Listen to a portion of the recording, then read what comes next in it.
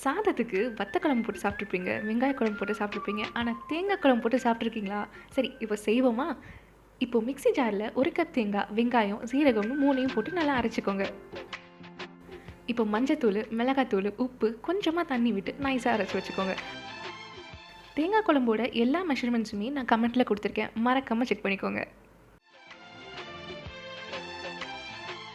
அரைச்சு வச்ச தேங்காய் விழுத ஒரு கடாயில மாத்திட்டு புளி கரைசலை சேர்த்து விட்டு நல்லா கொதிக்க விடுங்க.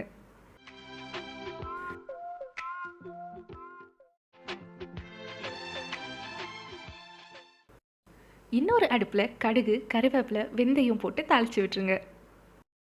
இந்த தாளிப்பை தல தலன்னு கொதிச்சுட்டு இருக்கிற நம்ம தேங்காய் குழம்புல சேர்த்து 2 கிண்டு கிண்டுனா போதுங்க. நம்ம தேங்காய் குழம்பு ரெடி. ரெடி.